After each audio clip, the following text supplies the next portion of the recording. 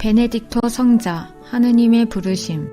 베네딕토 성인은 480년경에 이탈리아 움브리아 지방 노르치아의 한 면분가에서 태어났습니다.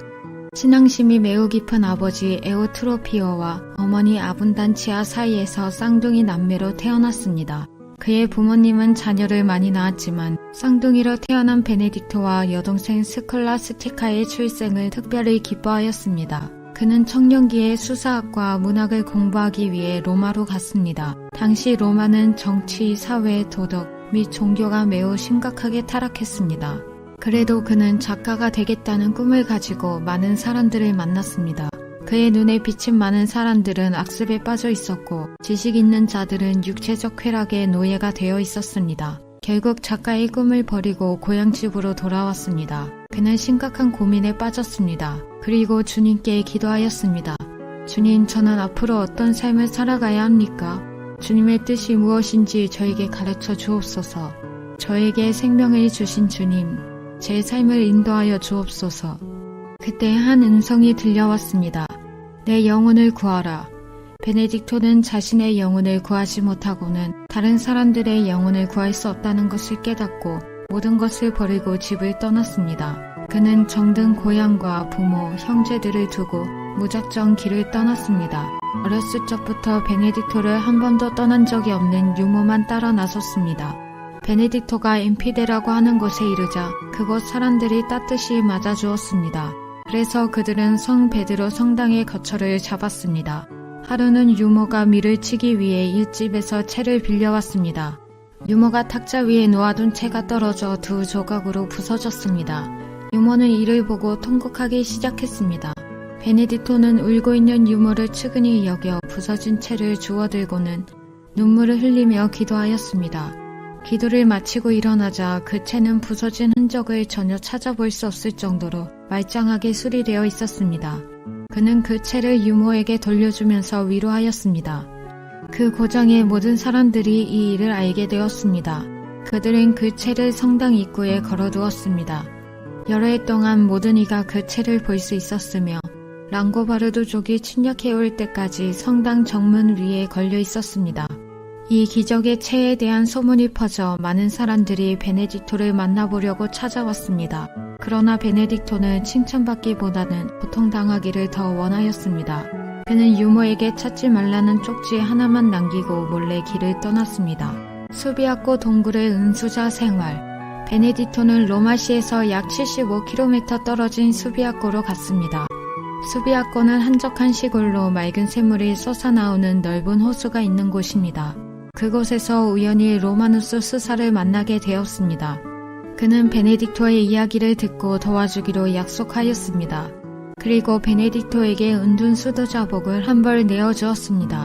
베네딕토는 가파른 절벽 밑에 있는 좁은 동굴에서 3년 동안 은수 생활을 했습니다. 로마누스 수사는 사흘에 한 번씩 산에 올라와 밧줄에 음식을 매달아서 동굴 입구로 내려보냈습니다. 베네딕토는 동굴에서 성소를 보거나 기도하다 방울 소리가 들리면 나가서 음식을 받아 먹었습니다. 때로는 마귀의 방해로 음식이 잘 전달되지 않아 굶기도 하였습니다. 수비아코에서 멀리 떨어진 곳에 열심히 신자들을 돌보는 신부가 있었습니다. 신부는 부활주의를 축하하기 위하여 밤늦도록 성당에서 여러 가지 준비를 하다가 잠시 기도하고 있었습니다. 그때 하느님의 음성이 들려왔습니다. 아들아, 부활주일에 한 가지 더 할 일이 있다. 수비아코 산 절벽 및 동굴 속에 나의 사랑하는 종이 부활주일이 다가온 것도 모르고 굶주리고 있으니 부활 음식을 갖다 주도록 하여라. 그 신부가 가져다 준 음식을 먹으며 베네딕토는 하느님께 감사의 찬양을 드렸습니다. 하루는 베네딕토가 잠시 누워서 옛날 일을 생각하던 중에 고향에 있는 여러 사람들이 마음속에 떠오르게 되었습니다. 이렇게 방심하다가 과거에 교제하던 여인을 생각하게 되었는데 그 순간 성욕이 자극되면서 음란한 생각에 사로잡히게 되었습니다. 그때 동굴 입구에 예쁜 여자가 벌거벗은 채로 서 있는 것이 보였습니다. 베네딕토는 깜짝 놀라면서 아니 당신이 여기 웬일이요? 라고 소리쳤습니다. 그러자 그 여자는 동굴 안으로 들어오면서 베네딕토 나 추워요 라고 하며 그에게 다가왔습니다. 베네딕토는 겉옷을 벗어 그 여인의 벗은 몸을 가려주려고 하였습니다. 그 여자는 추워요. 베네딕토 안아주세요. 라고 하며 더욱 바짝 다가왔는데 베네딕토는 처음에 고개를 숙이고 있다가 그 여자의 나체를 보고서는 그만 껴안아 버렸습니다. 그 순간 여자는 마귀로 변하여 동굴 밖으로 나가 연기처럼 사라져 버렸습니다. 그리고 동굴 속에는 기분 나쁜 마귀의 웃음소리가 계속 울렸습니다. 그 여자가 마귀였다는 것과 자신이 마귀의 유혹에 넘어갔다는 것을 깨달은 베네딕토는 크게 참회하면서 동굴 밖으로 나가 가시 덩굴 속에 들어가서 기도하기 시작하였습니다. 가시가 베네딕토의 벗은 몸을 푹푹 찔렀습니다. 주님, 저를 불쌍히 여겨주소서라고 울부짖었습니다. 맹렬한 욕정의 불꽃이 사라질 때까지 뒹굴며 기도하였습니다. 가시덤불에서 나온 베네딕토의 온몸은 찢기고 긁힌 상처로 가득했으며 피가 줄줄 흘렀습니다. 그는 영혼을 깨끗하게 보존하기 위하여 육신을 냉엄하게 다루는 길을 찾았던 것입니다. 후에 베네딕토 성인께서 제자들에게 말씀하신 바에 의하면 그 다음부터는 욕정의 유혹을 다스릴 수 있어서 그런 종류의 어떤 감정도 가져보지 않으셨다고 합니다. 십자성으로 유리잔을 깨트리다. 이때 수베아코에서 티볼리로 가는 길 중간에 비꼬 바로라는 수도원의 원장이 세상을 떠났습니다. 이 수도원의 수사들은 새 원장으로 베네딕토를 추대하자는 데에 의견을 모았습니다. 그들은 베네딕토에게 찾아와 그들의 원장이 되어달라고 간곡히 청하였습니다. 베네딕토는 이 청을 오랫동안 거절하면서 미루었고 형제들의 생활 방식이 당신의 것과 맞지 않다고 하였습니다. 그렇지만 그들의 간청이 못 이겨 마침내 수락하였습니다. 성인은 규칙 엄수를 강조하면서 부정과 제약으로 말미암아 완덕의 길에서 이탈하지 않도록 수사들을 독려하며 그들의 이전 생활을 쇄신할 것을 신신당부하였습니다. 세월이 흐르자 수사들은 자신들의 자유분방하고도 불규칙한 생활과는 너무나 대조적으로 변함없이 정확한 규칙 준수를 강조하는 외국 직장이 원장을 모시게 된 것을 후회하게 되었습니다.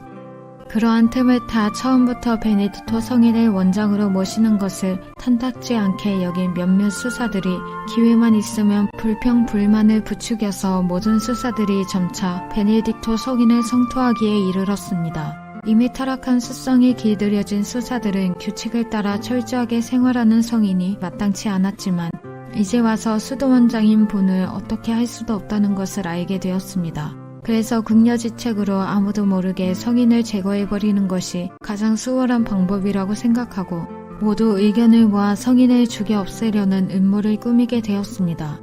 그들은 성인이 마실 포도주 잔에다 독약을 풀어넣었습니다. 아무것도 모르는 베네딕토는 손을 들어 음식을 축복하려고 십자성어를 그었습니다. 그때 놀라운 일이 일어났습니다. 포도주가 담긴 잔이 쨍그란 소리를 내며 박살이 난 것입니다. 베네딕토는 즉각 포도주에 이상이 있는 것을 눈치채고 그것이 자신을 살해하기 위한 독약임을 알아내었습니다.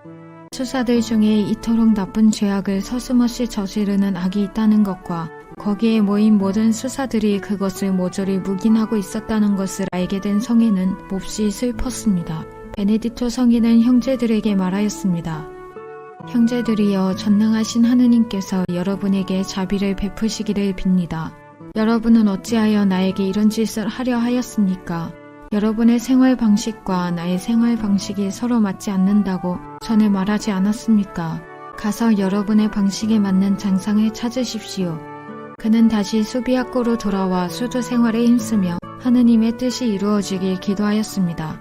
베네딕토 성인이 더욱 덕행에 나아가고 기적과 표징들을 행하자 많은 사람들이 전능하신 하느님을 섬기기 위해 그곳으로 모였습니다. 그들은 12개의 수도원을 세웠고 각 수도원에 12명의 수사가 함께 생활하도록 하였습니다. 12개의 수도원으로 가는 수사들은 먼저 베네딕토 밑에서 수사가 되는 공부를 해야 했습니다. 그들은 자신이 만든 수도원의 규칙을 지키지 못할 만큼 수양이 되지 않은 젊은이는 결코 수도원에 보내지 않았습니다. 소문이 퍼지자 사방에서 귀족들이 자식을 데리고 찾아와 지도를 부탁하였습니다. 산 꼭대기에 있는 바위에서 물이 솟아나게 하다. 베네딕토 성인의 제자 가운데 마우루 수사와 블라시도 수사가 있었습니다. 마우루는 총명하여 원장에게 큰 도움을 주었고 블라시도는 귀족 출신으로 나이가 어린데도 부지런하고 꾸준히를 가리지 않아 훌륭한 보조자가 되었습니다. 베네딕토가 수비아코에 세운 수도원 중에 3개는 높은 산 꼭대기에 있었습니다. 그들은 자연이 아름다웠지만 물이 없었습니다. 그래서 수사들은 산 밑에 있는 개울까지 내려와서 물을 길어왔습니다. 무거운 물을 지고 산비탈을 오르기란 보통 어려운 일이 아니었습니다. 수사들은 처음 얼마 동안은 어려움을 참았지만 날이 갈수록 힘이 들어 불평이 늘어갔습니다. 그래서 산 꼭대기의 수도원 원장들은 수도원을 평지로 옮기는 것이 좋겠다며 베네딕토에게 건의를 하였습니다. 물을 기르러 매일 호수까지 내려가는 것이 저에게 힘겨운 일입니다. 그러니 수도원을 다른 곳으로 옮겨주십시오. 그날 밤 베네딕토는 블라시도를 데리고 그 산 꼭대기에 올라가 오랫동안 기도를 하였습니다. 기도를 마친 다음 그 자리에 3개의 돌로 표를 해두고는 수도원으로 돌아왔습니다. 다음날 수사들이 식수 문제로 다시 찾아오자 베네딕토는 산에 가보십시오.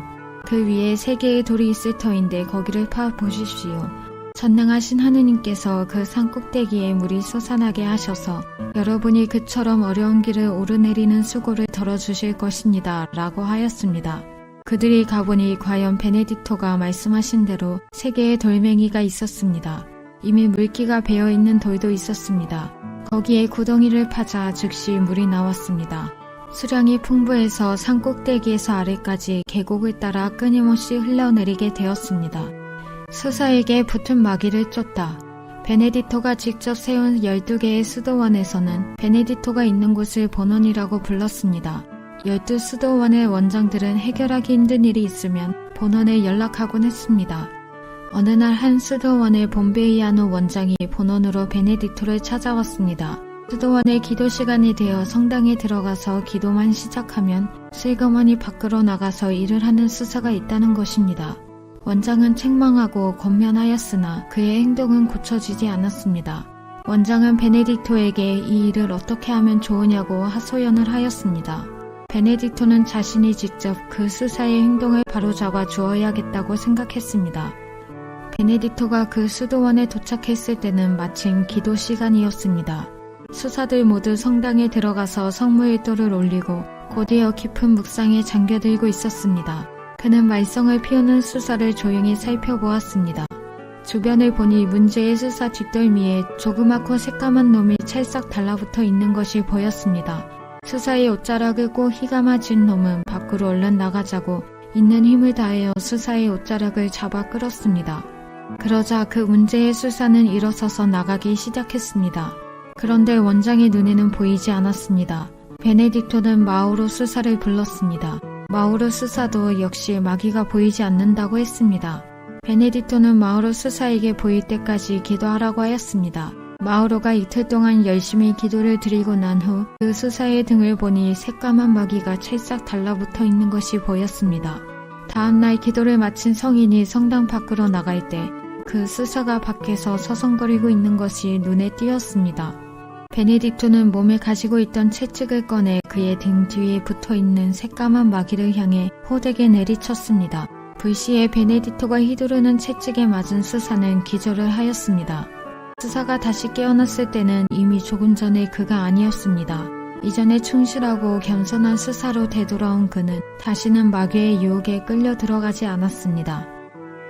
물속에 깊이 빠진 낫을 다시 찾다. 고트족 출신의 한 사람이 수도 생활을 하러 찾아왔습니다. 베네딕토는 그를 매우 기쁘게 맞이하였습니다. 그 수사는 누구보다 열심히 일을 하였습니다. 하루는 호숫가 주변에서 정원을 조성하는 일을 하고 있었습니다. 큰 낫을 가지고 무성한 가시덤불을 제거하는 일이었습니다. 그는 힘껏 가지들을 내리쳤습니다. 그때 갑자기 낫의 손잡이에서 새부치가 빠져나가 옆에 있는 호수 속으로 날아가 텀벙 가라앉고 말았습니다. 그런데 물이 너무 깊어 연장을 찾을 가망이 전혀 없었습니다. 그 수사는 벌벌 떨면서 마우로 수사에게 달려와 자기 잘못에 대해서 용서를 구하였습니다. 마우로 수사는 즉시 베네딕토에게 이것을 보고하였습니다. 베네딕토 성인은 호숫가로 나가 겁먹고 있는 수사의 어깨를 토닥여 위로한 후 그에게서 낫의 손잡이를 받아들고 그것을 천천히 물속으로 집어넣었습니다. 그러자 호수가 약간 동요하는 것처럼 물살이 쏴 움직이더니 낫의 새부치가 물 위로 떠올라 베네딕토 성인이 쥐고 있는 자루 속에 척 들어박히는 것이었습니다. 마우로 수사와 그 당사자인 수사는 눈앞에서 벌어진 일에 입을 딱 벌리고 있을 뿐이었습니다. 베네딕토는 마치 아무 일도 없었다는 듯이 완벽하게 원상태로 돌아온 낫을 수사에게 주며 자 여기 있으니 슬퍼하지 말고 일하십시오 하고 말하였습니다.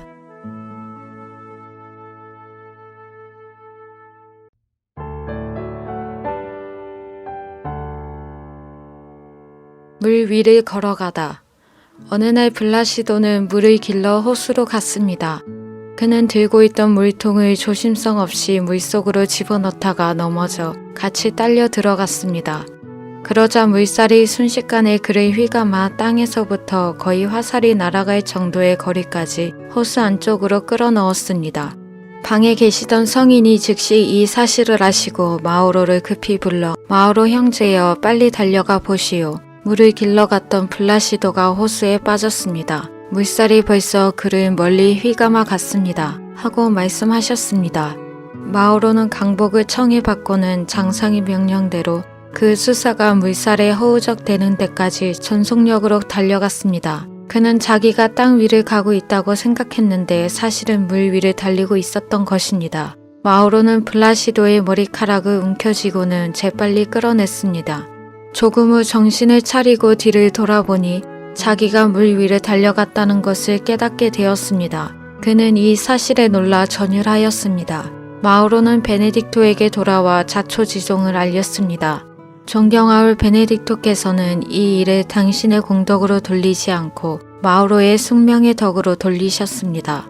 그러자 마우로는 정반대로 이 일은 오로지 장상의 명령 때문에 이루어진 것이며 아무 의식도 없이 행한 이 기적에서 자기가 받을 공덕의 몫은 아무것도 없다고 말씀드렸습니다.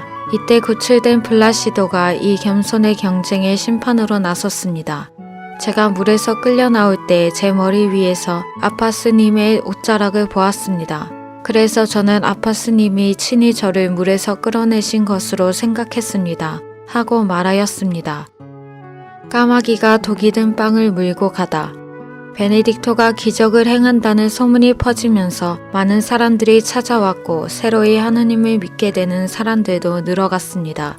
이렇게 그의 이름이 널리 알려지자 이웃 본당의 플로렌시오 신부는 은근히 베네딕토의 거룩한 인품을 미워하고 질투하기 시작했습니다.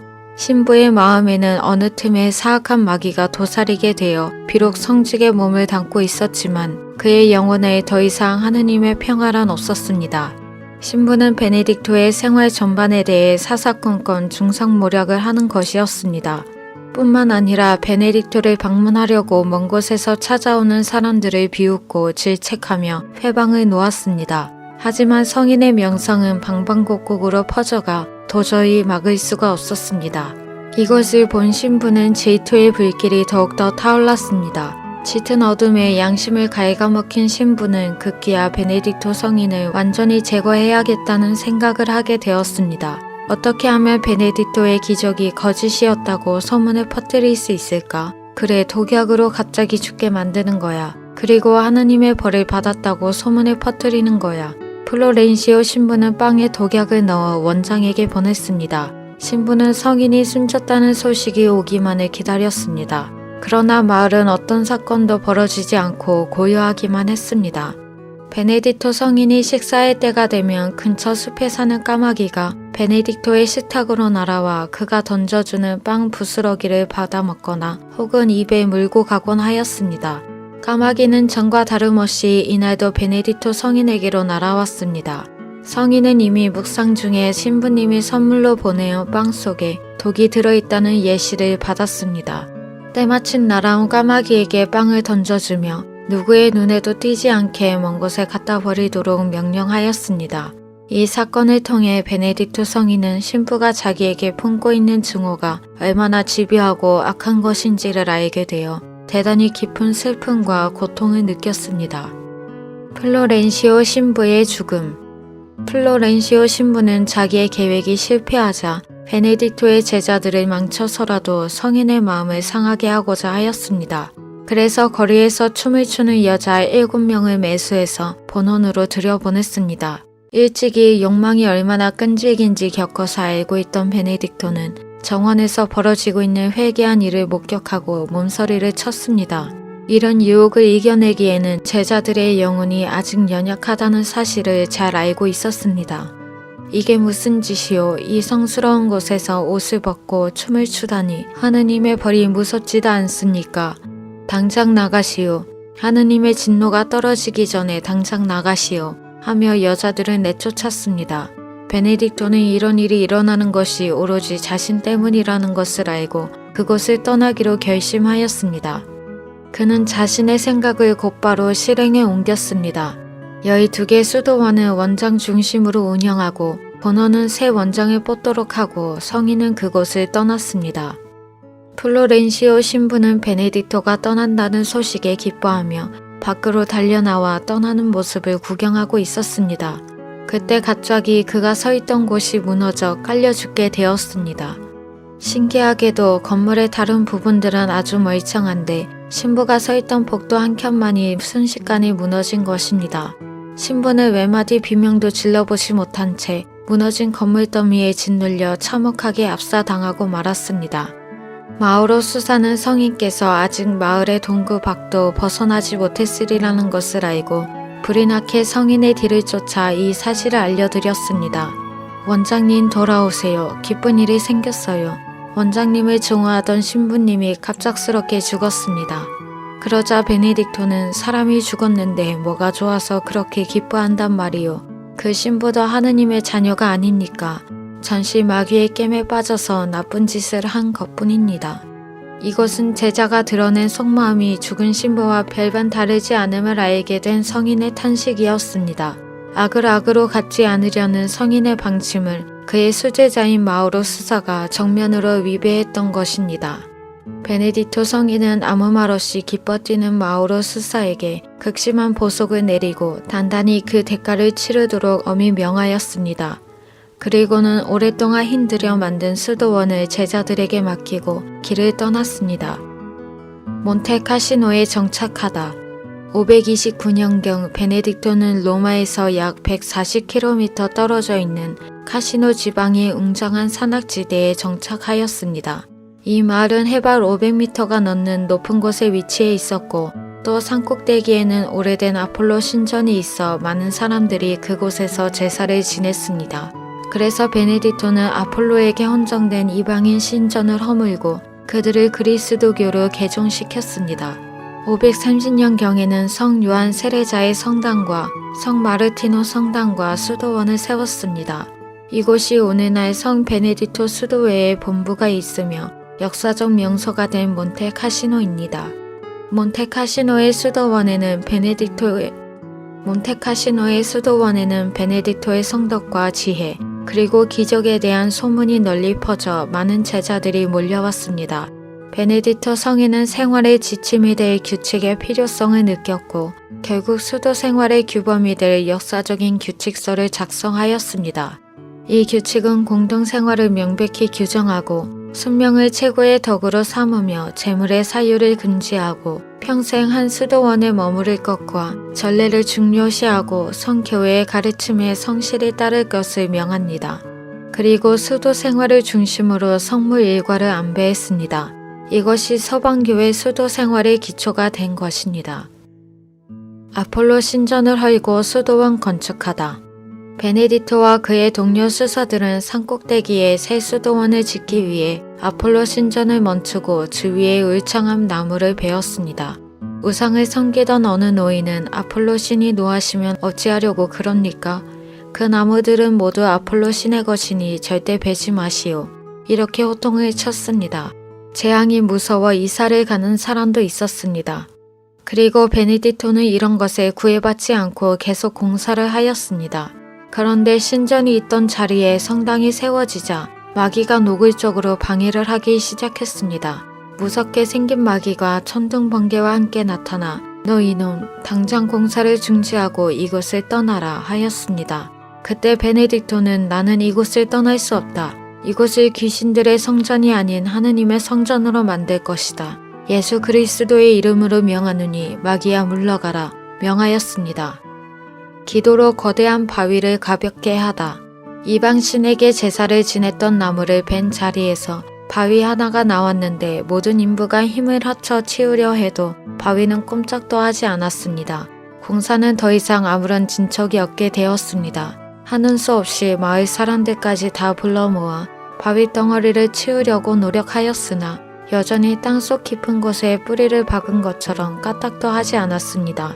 이토록 많은 사람들이 바위 덩어리 하나를 조금도 움직일 수 없는 것이 도리어 이상하게 여겨질 지경이었습니다. 사람들은 차츰 마귀의 행위라고 의심하지 않을 수 없게 되었습니다. 난관에 봉착한 수사들은 이 사정을 베네딕토에 알리고 다시 한번 성인이 베푸는 기적에 힘입어 공사를 계속해야 한다고 의견을 모았습니다. 이 소식을 들은 베네딕토는 산 꼭대기로 와서 직접 바위 덩어리를 보고 그 위에서 오랫동안 기도를 하신 후에 바위를 향해 축복을 내렸습니다. 그리고 돌을 치우라고 하였습니다. 그러자 돌은 솜덩이같이 가벼워져서 쉽게 옮길 수 있었습니다.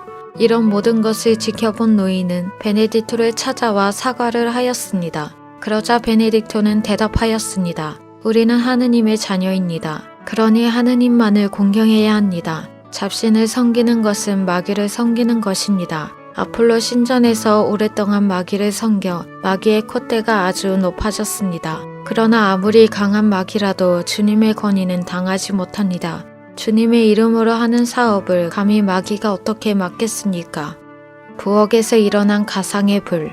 새 수도원을 짓는 일이 계속되고 있을 때였습니다. 그 부근의 땅을 잘 고르고 수도원을 짓기에 적합하도록 한 부분을 깊이 파내야만 했습니다. 상당히 깊이 땅을 파내려 갔을 때 청동으로 만든 작은 아폴로상 하나가 나왔습니다. 수사들은 그 우상을 부엌에 던져두었습니다. 그런데 얼마 시간이 지나자 부엌에서 불이 나기 시작했습니다. 수사들은 황급히 샘에서 물을 길어 퍼붓는 한편 큰 소리를 질러 불이 난 것을 알렸습니다. 이 소란을 듣고 베네딕토가 밖으로 나왔습니다. 불이 난 정경과 사방에서 분주하게 설쳐대는 수사들을 바라보던 베네딕토는 그 불이 실제로 타오르는 불이 아님을 간파했습니다. 또 한 번 마귀의 장난 앞에 수사들이 놀아나는 것을 보았지만 단 한 명도 예외 없이 수사들은 모조리 눈앞의 불길을 잡기 위해 경황 없이 설쳐대고만 있었습니다. 미친 듯이 일렁이는 불길 앞에 선 베네딕토 성인은 머리를 숙이고 간절하게 기도하였습니다.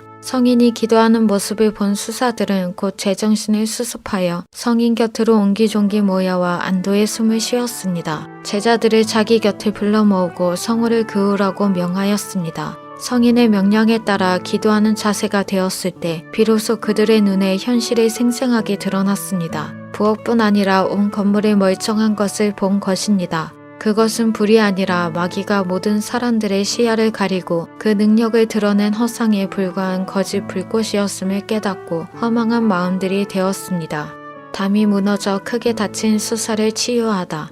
며칠 후 수사들이 담을 쌓는 일에 열중하고 있을 때였습니다. 그때 베네딕토는 방에서 홀로 기도하는 중이었는데 호련 마귀가 나타나서 일에 열중하고 있는 수사들을 골려주기 위해 그리로 가야겠다며 베네딕토를 분신들게 만들었습니다. 그래서 그는 마귀가 가서 해방을 놓기 전에 재빨리 사람을 보내어 수사들에게 일러주었습니다. 형제들이여, 저 심술궂은 마귀가 곧 올 것이니 정신을 바짝 차리도록 하고 특히 몸조심을 하도록 하라. 이 말씀이 채 끝나기도 전에 쌓고 있던 담이 무너지면서 젊은 수사를 덮쳐 큰 부상을 입히고 말았습니다. 수사들은 성인이 당부하는 말씀이 채 끝나기도 전에 또 사건이 터진 것을 의식하고 좀 부끄러워졌습니다. 베네딕토는 젊은 수사가 극심한 고통 속에 신음하고 있다는 사실을 전해 듣고 그를 자기에게 데려오도록 명하였습니다. 담의 축대가 무너져 내리면서 무거운 돌이 수사의 몸에 굴러떨어져 그의 피부 살갗뿐만 아니라 몸속의 뼈까지도 상하게 만들었습니다.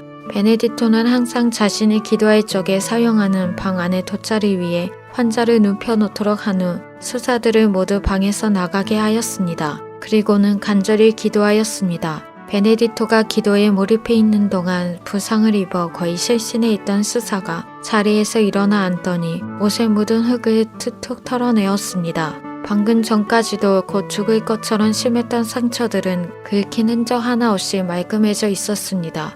베네딕토는 담 쌓는 일을 마무리하도록 부상당한 수사를 일터로 다시 보냈습니다. 규칙을 어기면서 밖에서 식사한 하느님의 종들을 꾸짖다. 베네딕토는 지금까지 말한 기적 외에 예언자의 자질로서도 대단히 유명하였습니다. 미래에 일어날 일을 모조리 예견할 수 있었으며 성인의 앞에 있는 사람의 마음속 생각들과 과거를 분명하게 알고 있었습니다. 수도원의 규칙 가운데 수사들이 수도원 밖으로 외출을 하게 되더라도 베네딕토의 허락 없이는 아무것도 먹고 마시지 못하는 것이 있었습니다. 모든 수사들은 이 규칙을 철저하게 준수하였습니다. 그런데 하루는 특별한 일로 수사들이 외출을 하게 되었습니다. 그들은 일이 오전 중에 끝날 것으로 알았으나 오후 1시를 훨씬 넘기고서도 다 마무리되지 않았습니다. 시장길을 느낀 수사들은 근처에 있는 열심한 교우의 집에 들어가 식사를 청하게 되었습니다. 수사들은 교우에게 맛있는 식사를 대접받은 후 그날의 일을 마무리 짓고 늦게야 수도원으로 돌아왔습니다. 수도원으로 온 수사들은 규칙대로 원장 앞에 꿇어 강복을 청하였습니다. 수사들은 허락도 받지 않고 수도원 규칙을 어긴 것을 얘기하지 않기로 미리 입을 맞추어 놓았습니다. 베네딕토는 그들의 속마음을 짚어내기라도 하듯 대뜸 그들에게 질문을 던졌습니다. 몹시 시장했을 터인데 점심은 어디서 먹었는가? 저희들이 원장님께 관면을 받지 않고 갔는데 어찌 음식을 입에 댈 수가 있겠습니까? 배가 고팠지만 참고 서둘러 일을 마친 다음 곧바로 돌아왔습니다. 어찌하여 그런 거짓말을 하는가? 아무개 교우의 집에서 이러이러한 식사를 대접받지 않았는가? 그리고 교우가 권하는 대로 고급 포도주를 몇 잔씩 마시지 않았는가?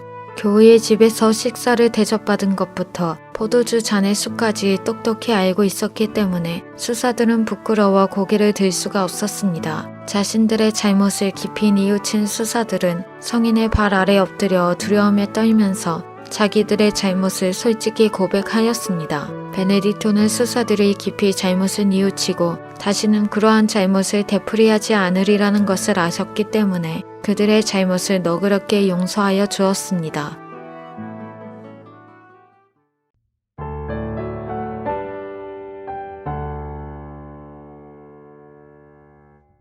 도틸라 왕의 장래에 대해 예언하다.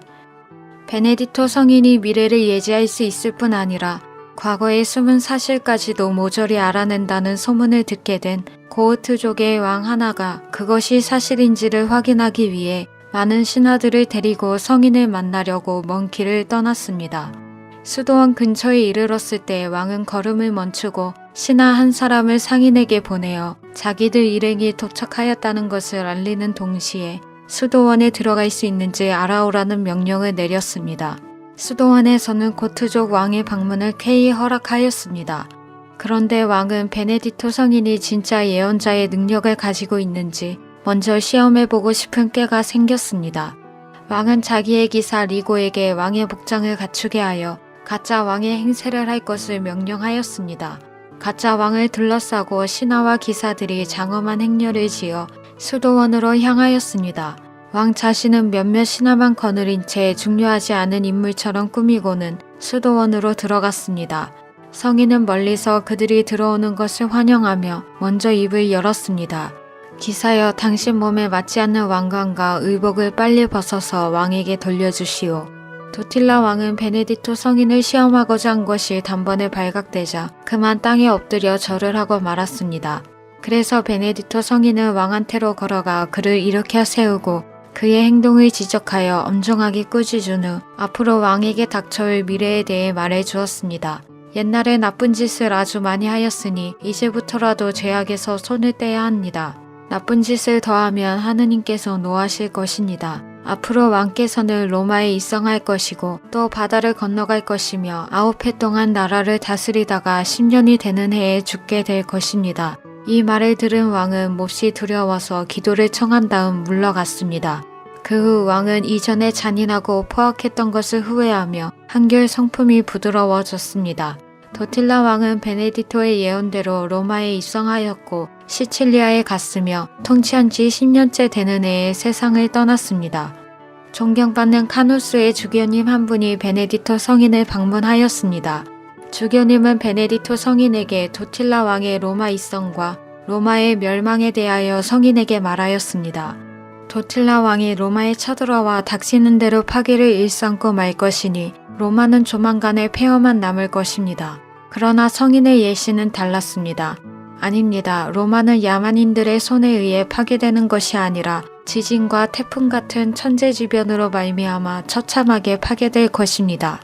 얼마 후 로마는 베네딕토 성인의 예언대로 천재지변으로 인해 참혹하게 파괴되고 말았습니다. 막이 들린 성직자를 해방시키다. 아퀴나스 성당이 있는 마을에 막이 들린 신학생이 있었습니다. 이 신학생은 이미 부제품을 받은 성직자로 그 행동거지가 대단히 바른 젊은이였습니다. 그런데 어느 날부턴가 갑자기 완전히 다른 사람으로 변모하여 성당에서 이 신학생을 아끼던 콘스탄스 주교님과 본당 신부님을 매우 걱정하게 만들었습니다. 콘스탄스 주교는 그를 베네딕토 성인에게 보냈습니다. 성인은 그를 붙들고 오래 기도하였습니다. 젊은 성직자는 곧바로 이전의 온순한 태도를 되찾았습니다. 성인은 성직자를 돌려보내며 신신당부하였습니다. 이후부터는 절대로 고기를 먹으면 안 됩니다. 그리고 앞으로 신분성사를 받아 신부가 되겠다는 들뜬 희망과 자만심을 버리도록 하세요. 만일 나의 말을 듣지 않는다면 이전에 들린 마귀와는 비교할 수 없이 흰색 마귀가 근접하여 큰 고생을 하게 될 것입니다. 막이 들렸던 성직자는 건강을 완전히 회복하여 집으로 돌아갔습니다. 이 성직자는 한동안 베네딕토 성인의 말을 충실하게 잘 지켰습니다. 그런데 오랜 세월이 지나자 자기보다 높은 직에 있던 이들이 모두 세상을 떠나고 하위직에 있던 이들이 성직을 받아 자기보다 더 승진하는 것을 보고는 베네딕토가 하신 말씀을 무시하고 신품을 받았습니다. 명을 어긴 그는 마귀가 들려 죽을 때까지 끊임없이 고통을 받았습니다. 수도원 파괴를 예언하다. 테오프로브 수사는 귀족 출신이었는데 베네딕토가 권하여 수사가 되었습니다. 수사가 되어서도 규칙을 잘 지키며 매우 충실하게 살았으므로 베네딕토는 물론 다른 동료 수사들까지도 그를 매우 사랑하고 신뢰하였습니다. 하루는 테오프로브 수사가 베네딕토 성인의 방에 들어갔는데 성인은 눈물을 흘리며 기도하고 있었습니다. 성인이 흘리는 눈물과 흐느낌은 여지껏 한 번도 본 적이 없는 심각한 것이었습니다. 수사는 용기를 내어 그 까닭을 물어보았습니다. 성인은 고개를 들고 비탄에 젖은 목소리로 대답하였습니다. 내가 형제들과 수고해서 지은 이 수도원을 전능하신 하느님께서 야만인 손에 넘겨주시겠다네. 그래서 우리 형제들을 다치지 않게 해달라고 간청하였더니 그것만은 허락하셨네. 모든 것은 다 하느님의 뜻이 아닌가. 성인이 죽고 20년이 지난 어느 날 밤 롬바르도 야만인들이 갑자기 수도원에 침입하여 모든 물건을 다 빼앗고 건물을 파괴하고 불을 질렀습니다. 그러나 수사들은 한 사람도 해치거나 잡아가지 않았습니다. 베네딕토 성인의 예언대로였습니다. 술통에서 뱀이 나오다. 에스힐라라또는 종으로 있다가 회심하여 베네딕토 수도회의 수사가 되었는데 그가 수도회에 들어오기 전 어느 날 자기 주인으로부터 포도주가 가득 든 나무통 2개를 수도원에 계신 성인에게 갖다 드리라는 명을 받고 심부름을 왔습니다. 그는 오는 도중에 길가에 하나를 숨겨두고 다른 하나만 가지고 갔습니다. 먼 곳에서 생긴 일도 다 알고 있는 성인은 하나를 감사히 받고는 되돌아가는 시종에게 주의를 주면서 형제여 그대가 숨겨둔 술통에서 술을 마시지 않도록 하시오. 그것을 조심스럽게 기울여 보면 그 안에 무엇이 들어있는지 보게 될 것입니다. 하고 말씀하셨습니다. 그는 너무나 놀라 베네딕토 성인에게 인사도 제대로 드리지 못하고 황급히 그곳을 빠져나왔습니다. 집으로 돌아오는 길에 풀숲에 감추어둔 술통을 찾아서 먹으려고 하다가 성인의 말이 생각나서 조심스럽게 기울여 보았습니다. 그랬더니 벼랑간 큰 독사 한 마리가 툭 튀어나오는 것이었습니다. 그는 혼비백산하여 도망을 쳤습니다. 그 후로 그는 자신의 잘못을 깊이 뉘우치고 다시는 남을 속이는 일을 하지 않기로 굳게 결심하였습니다. 금지된 물건을 찾아내다. 베네딕토 성인이 살고 있는 수도원에서 얼마 떨어지지 않은 곳에 작은 마을이 하나 있었습니다.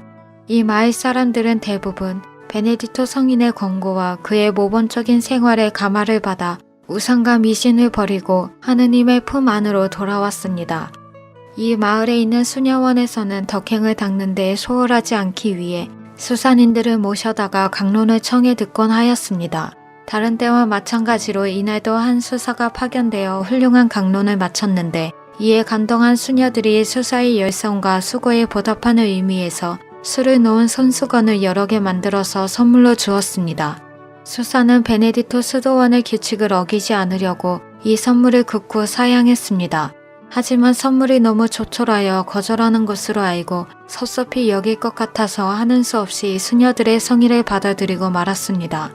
아무리 작은 것이라도 사적인 물건을 엄격하게 규제하는 베네디토 성인을 생각하며 수사는 선물 받은 손수건을 가슴에 달린 주머니 속에 넣었습니다.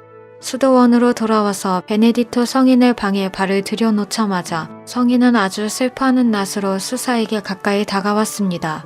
형제여, 그대는 어찌하여 금지된 물건을 그대의 가슴 속에 품고 있는가?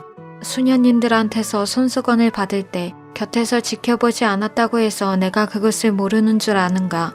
손수건을 받아서 간직한다면 형제의 마음도 그곳에 머물게 된다는 것을 그렇게 누누이 얘기했는데도 알아듣지 못했다는 것인가? 그리고 아무도 몰래 가슴속에 넣어둔다고 형제의 것이 되리라고 생각하는가? 이 말을 듣자 수사는 즉시 베네디토 성인의 발 아래 엎드려 자신의 분별어씀과 경솔함, 지혜롭지 못한 행동들을 깊이 뉘우쳤습니다. 그리고 아무것도 아닌 손수건 몇 장이 자기를 분신들게 하여 끝내는 자신을 잃게 만들고 말리라는 것을 깨달았습니다. 수도자의 교만한 생각을 알아내다. 베네디토 수도원에는 유명한 변호사인 아버지를 떠나 수사가 되기 위해 성인의 수라에 들어와 수련을 받는 청년이 있었습니다. 성인은 그를 기특하게 생각하였습니다. 현세에서 그에게 보장된 부귀와 명예, 지위 등 많은 것들을 초계와도 같이 버리고 수도원에 들어왔을 뿐만 아니라 명성이 자자한 그 변호사에게는 하나밖에 없는 외아들이기도 했기 때문입니다. 그는 자신의 신분을 생각해서인지 다른 수사들보다 더욱 겸손하게 성인이 시키는 대로 충실히 수행하며 어떤 일을 시켜도 아무런 불평 없이 열심히 하였습니다. 이 수사가 맡은 일 중에는 베네디토 성인께서 식사를 하는 동안 램프를 켜들고 식탁을 비추는 일이 포함되어 있었습니다. 이날도 보통 때처럼 램프를 켜들고 성인의 식탁을 비추고 서 있었는데 문득 교만한 생각이 머리에 떠올라 점점 커져만 갔습니다. 그래서 겸손을 지키던 미덕은 사라지고 불평 불만이 떠올랐습니다. 내가 램프를 들고 서 있어야만 하다니, 그리고 내가 서 있는 동안에 유유히 식사를 하는 저 초라한 사람은 대체 누구이며 또 그를 위해 봉사하는 나는 대체 뭐란 말인가? 주제넘게도 음식을 잘도 삼키는구나. 정말 아니 꼽기 짝이 없군. 수사가 이러한 생각에 빠져 있는 순간 베네디토 성인이 말하였습니다. 형제여, 그대는 무엇을 생각하고 있는가? 신장 위에 빨리 십자 성우를 그으라. 지체치 말고 빨리 성우를 그으라. 수사에게서 램프를 빼앗은 성인은 다시 수사를 향해 입을 열었습니다. 봉사하는 것을 잠깐 멈추고 조용히 앉아서 반성하도록 하라. 남을 위하여 자신을 바치고자 볼품없는 일을 하는 것이 수사로서 그렇게 부끄러운 일이란 말인가? 이때부터 베네디토 성인에게는 어떤 것도 숨길 수 없다는 것을 모든 수사들은 절실히 깨닫고 새로운 각오를 다지지 않을 수 없게 되었습니다. 기적의 밀가루 200포대. 캄파니 지방에 흉년이 들어 큰 기근이 일어나 많은 사람들이 매우 고생들을 하게 되었습니다. 베네디토 성인이 살고 있는 수도원에서도 밀가루가 다 떨어져 빵을 만들지 못하는 일들이 잦아졌습니다. 그래서 식사 때가 되어 빵을 충분히 공급할 수 없는 것을 안타깝게 여긴 수사들의 얼굴에도 근심이 가득 어렸습니다. 성인은 근심과 걱정이 가득한 수사들의 얼굴을 바라보며 그들의 약한 신앙과 좁은 마음씨를 지적하였습니다. 빵이 모자란다고 하여 어찌 그대들은 우울한 표정을 지으며 근심 걱정하는가? 오늘은 부족하지만 내일은 풍족하고도 남으리라. 성인의 격려는 풀이 죽은 수사들의 용기를 북돋아 주었습니다. 모두들 모자라는 빵을 서로 양보하며 줄인 배를 더 많은 기도로 채우고 잠이 들었습니다.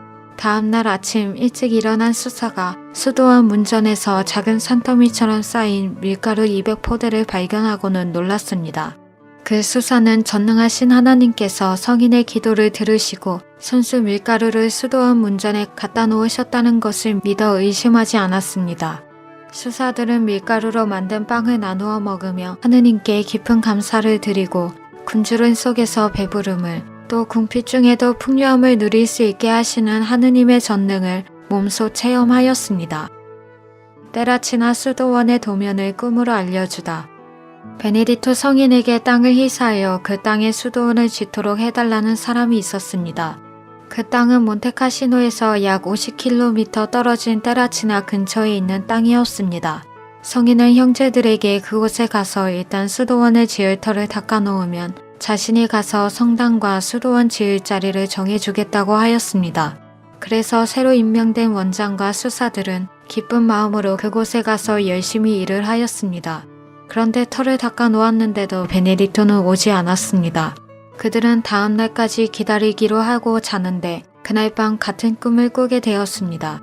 꿈에 성인이 나타나 모든 지점을 일일이 상세하게 지시하였습니다. 잠에서 깨어났을 때 수사들은 간밤에 꾼 꿈에 대해 서로 이야기를 주고받았습니다. 그런데 꿈을 해석하는 의견이 서로 일치하지 않았습니다. 그래서 수사들은 꿈을 아무 의미도 없는 것으로 생각하고 성인이 오기만을 기다리고 있었습니다. 그러나 약속한 날이 훨씬 지났는데도 베네딕토 성인은 나타나지 않았습니다. 수사들은 여러 날을 더 기다리다가 하는 수 없이 성인이 계신 수도원으로 다시 돌아갔습니다. 그들은 약속을 지키지 않은 성인이 이상해서 조심스럽게 물었습니다. 원장님께서는 분명히 우리들에게 원장님께서 오시기 전에는 아무 일도 하지 말고 기다리라고 지시하지 않으셨습니까? 저희는 원장님께서 오시기만을 손꼽아 기다리다가 하는 수 없이 이곳으로 다시 오게 되었습니다. 그랬더니 성인이 형제들이여 어찌하여 그와 같이 말하는가? 내가 약속한 날 그곳에 가서 두 형제에게 어느 곳에 무엇을 지어야 한다고 똑똑히 지시하였으니 즉시 돌아가서 꿈에 들은 그대로 빈틈없이 일을 진행시키도록 하게. 성인의 말씀을 듣고 수사들은 감탄하면서 그날 밤 꿈을 되짚어보게 되었습니다.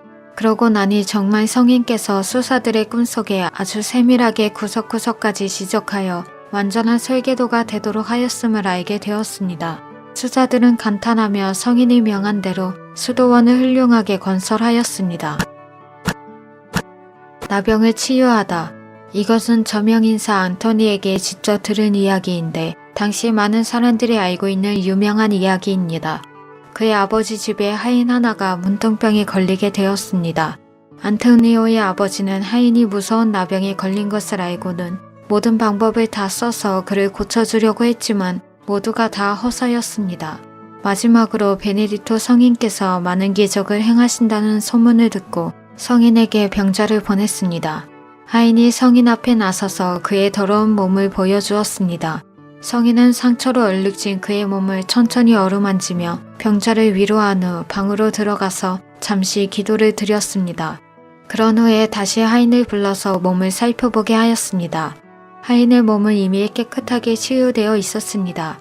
하인의 말할 것도 없거니와 그 자리에 둘러선 사람들은 물론이고 그를 성인에게 보낸 안토니오의 아버지는 성인에 대한 경외심으로 가득 차게 되었습니다.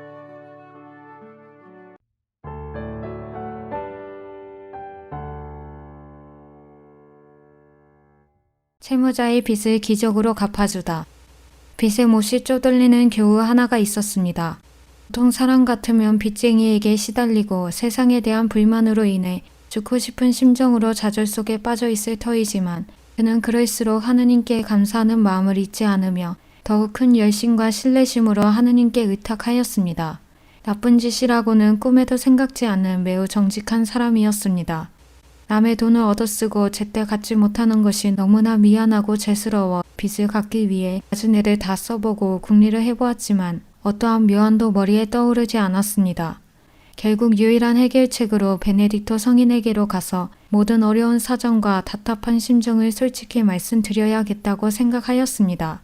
그는 수도원으로 가서 베네딕토 성인에게 자기의 고민을 털어놓았습니다. 많지 않은 빚에 쪼들려 매일같이 극심한 고통을 당하고 있는 저의 마음을 살피시어 이 번민에서 헤어나도록 거룩한 말씀을 들려주십시오.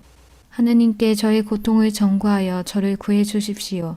그가 공손히 부탁하는 모습을 본 성인은 몹시 측은한 마음이 들었습니다.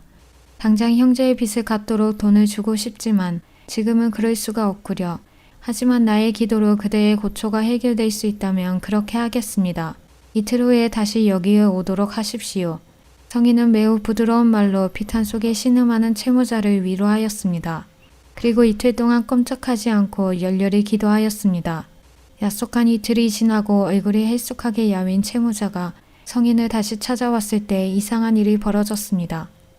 수도원에는 가난한 사람들을 위해 모금하는 큰 나무 상자가 있는데 그날 아침 그 상자에는 채무자의 빚을 갚을 만한 돈이 들어있던 것입니다.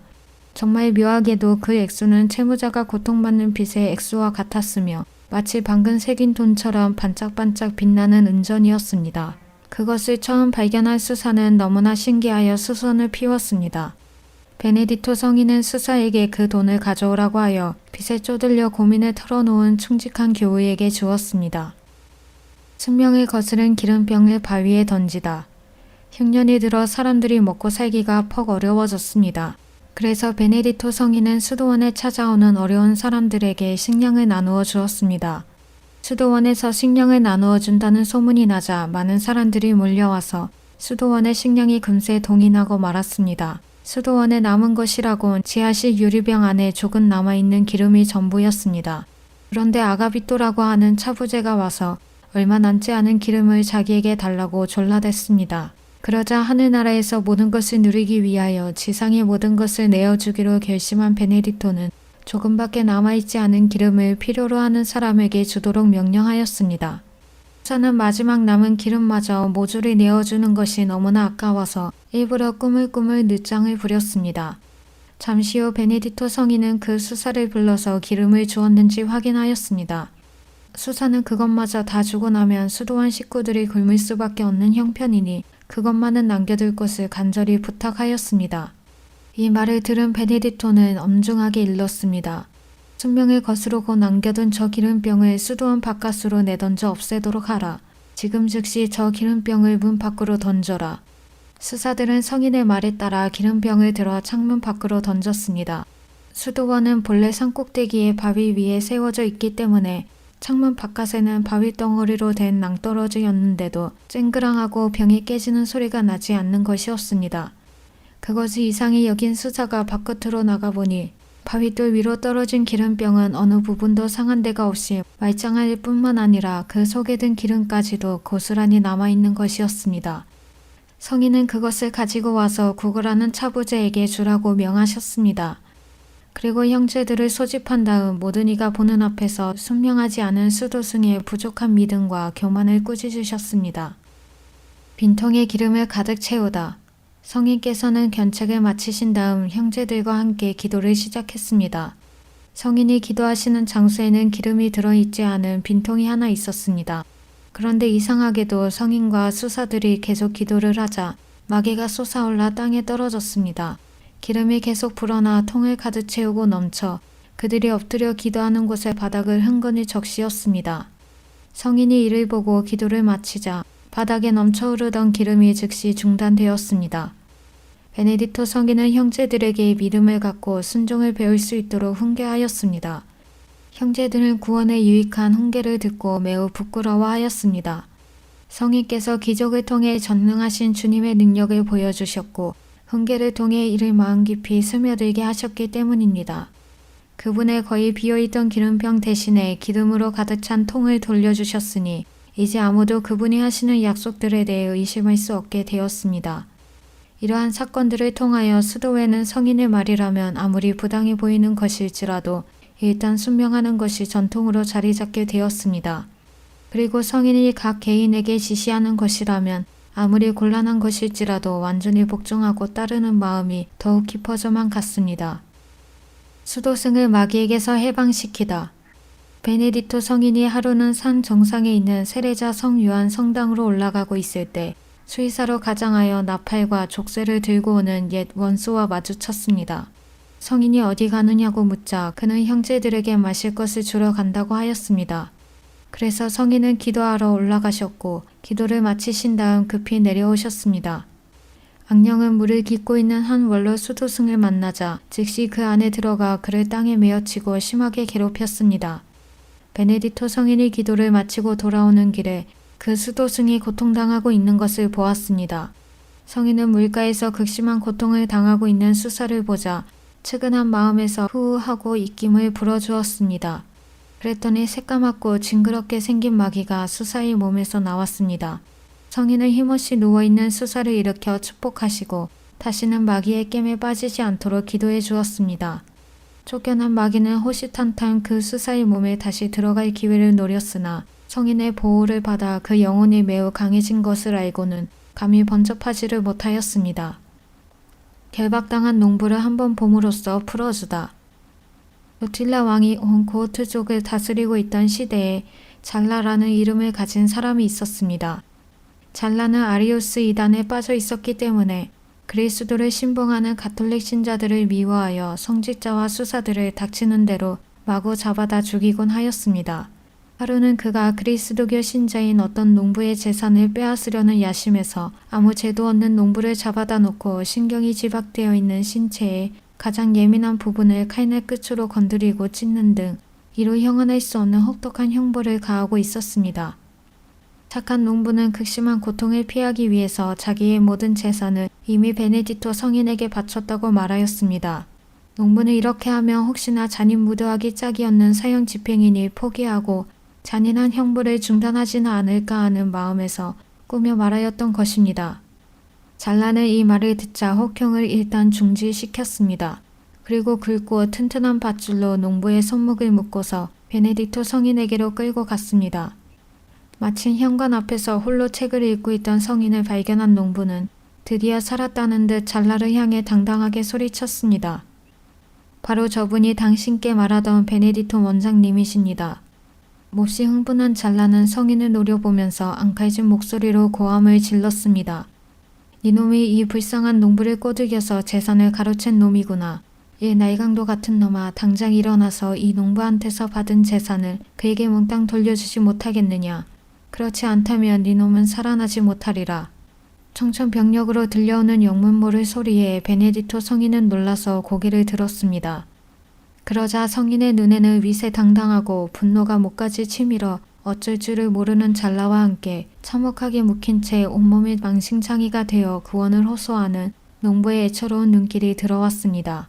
성인의 눈길이 가련한 농부의 꼭꼭 묶인 손목에 닿는 순간 신기하게도 사람의 손으로 푼다 할지라도 도저히 그렇게 빨리 풀 수 없을 정도로 순식간에 밧줄이 스스로 풀려 땅으로 떨어지는 것입니다.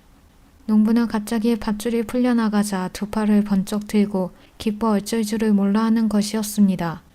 잘라는 방금 그의 눈앞에서 벌어진 일을 보고는 겁을 집어먹은 듯 땅바닥에 풀썩 꿇어 엎드려 성인의 발 아래 머리를 조아렸습니다.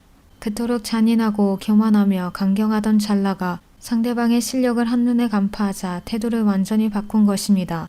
천적이라도 맞닥뜨린 듯이 다소곳하게 머리를 수그리고 성인의 용서와 기도를 간청하였습니다.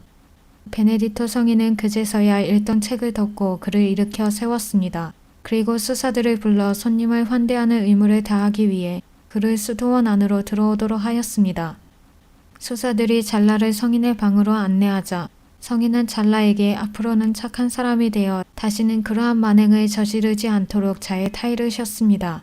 완전한 패배를 맛본 잘라는 집으로 돌아온 후에도 다시는 농부에게 재산을 내놓으라고 강요하지 않았습니다.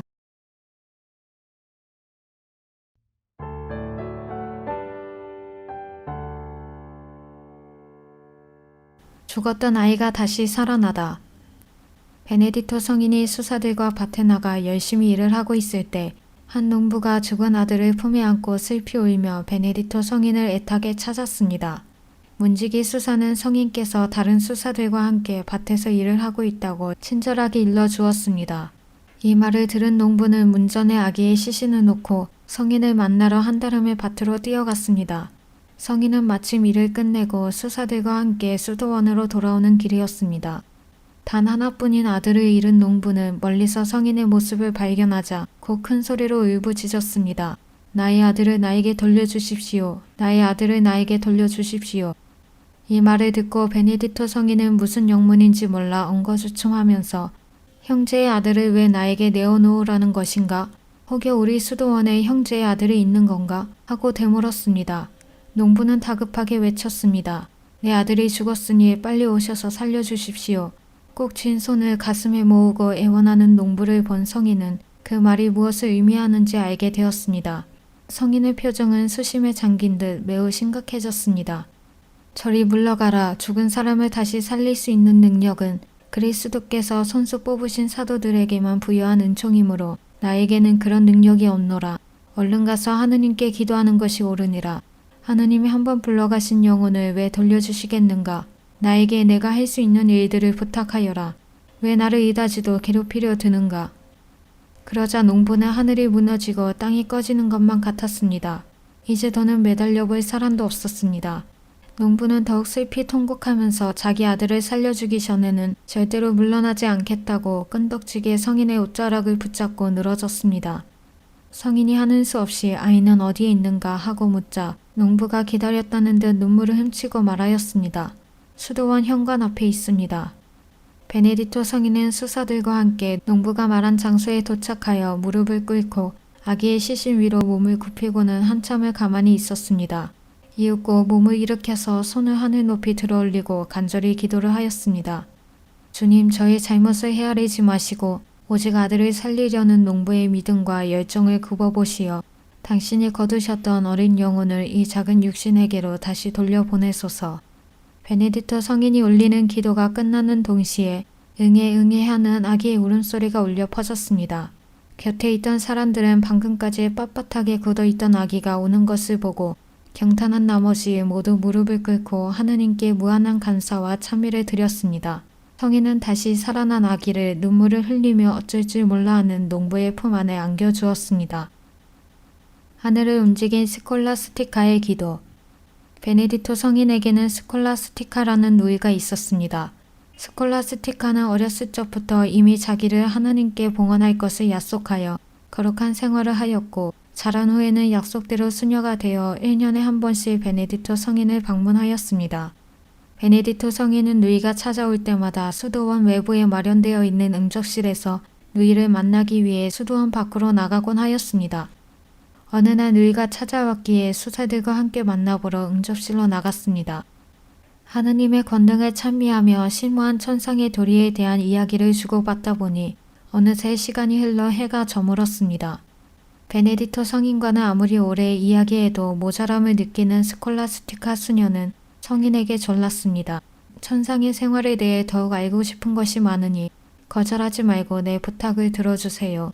오늘은 더 오랫동안 이야기하고 싶으니 날이 밝을 때까지 제발 자리에서 떠나지 말아주세요. 이 말을 듣자 베네디토 성인은 아니 누이, 수도원 밖에서 밤을 지샌다는 것이 도대체 말이 되는 거요? 절대로 안 될 일이지요. 라며 거절했습니다. 밖은 비록 어두웠지만 하늘은 구름 한 점 없이 밝고 별들이 총총 빛나는 아름다운 밤이었습니다. 스콜라스티카 수녀는 성인이 거절하자 전능하신 하느님께 간청하기 위하여 두 손을 식탁 위에 올려놓고 기도하였습니다. 수녀가 기도를 마치고 식탁에서 머리를 일으켰을 때는 이상하게도 날씨가 돌변해 있었습니다. 수녀가 기도를 끝마친 순간부터 폭포 같은 빗줄기가 쩍쩍 퍼붓기 시작했습니다.